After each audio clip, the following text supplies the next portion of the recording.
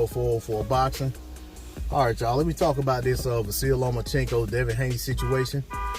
We all saw Haney Lomachenko win what I saw as a very close decision win over Jermaine Ortiz, although the scorecards were wide by the judges. But that was to be expected, to be honest. It's one of the things about boxing that we have grown to expect and just tolerate. You know what I'm saying? That the guy that's the house fighter is typically going to win close rounds, which ultimately leads itself to them either winning close fights or winning a close fight wide on the scorecards, because all of the close rounds win in their favor, or all of the rounds that, you know what I'm saying, that weren't won easily or clearly or widely by the opposition go in their favor. But that said, after the fight, Devin Haney got in the ring, and you know, they talked it up about, you know, their potential fight. You know, Lomachenko made it clear that he thought Devin Haney was a big lightweight. Actually called him a heavyweight. And you know what I'm saying, but he did say he'll take the fight. He wants to fight. Even before Devin Haney got in the ring, when Lomachenko was asked about his motivation, how did he get through that fight and weather the storm, you know, he basically said his motivation are those 4 belts. And Devin Haney is the man who holds those 4 belts. Not gonna sit here and talk about the long drawn out saga or much talked about, you know, saga of Devin Haney being Lomachenko's mandatory and all of that stuff. You know, if you don't know that story, there's plenty of channels on YouTube talking about it. But the reality is, right now, we have an opportunity for Devin Haney to get arguably the biggest win on his you know, it would be the best win on his resume. And I think at this point, it would probably be the best win for Lomachenko under the circumstances.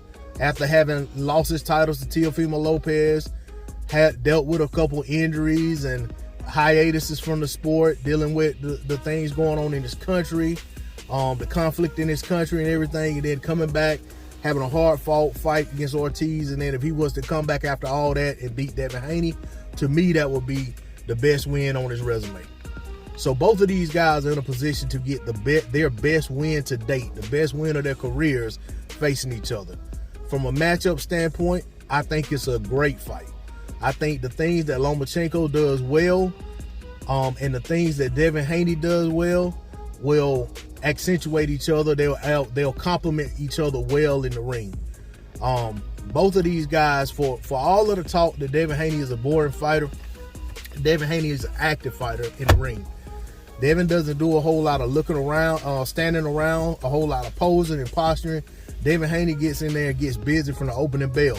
Now, he may not do a whole lot of things that some people want to see him do in the ring, but what Devin does in the ring, he does it very effectively, and he continues to win in doing so.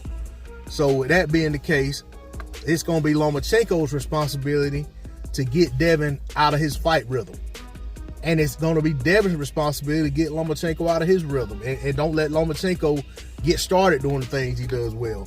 I mean, to me, on paper, the way Devin starts fights, it's going to have Lomachenko on the defensive right out of the gate, where he can't get set, where he can't do the things that he likes to do.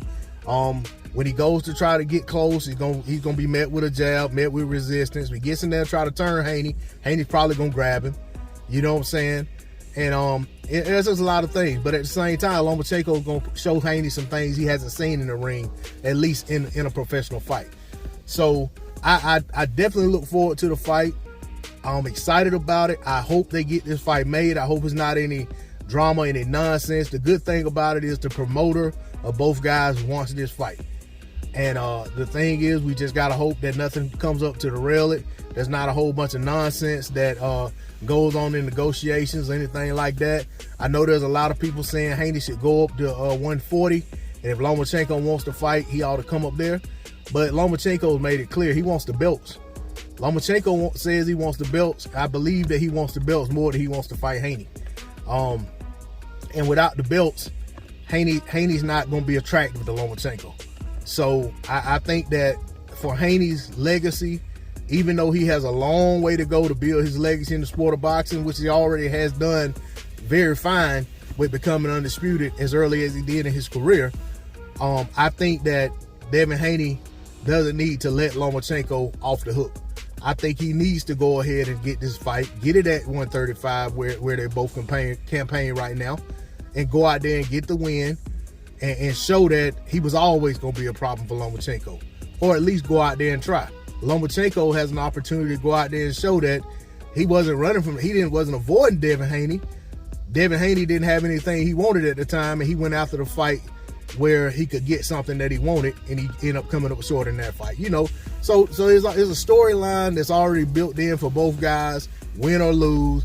There's a storyline built up for both guys as to why the fight's important, why they should fight. And there's a storyline for fans on both sides and just fans of the sport of boxing who don't see themselves as boxer fans, but just fans of the sport, to get excited about this fight. But that's all I got on it. D-Lo 404 Boxing. Like, share, comment, subscribe. Like, share, comment, subscribe. I'll catch y'all on the next one. Out. Peace.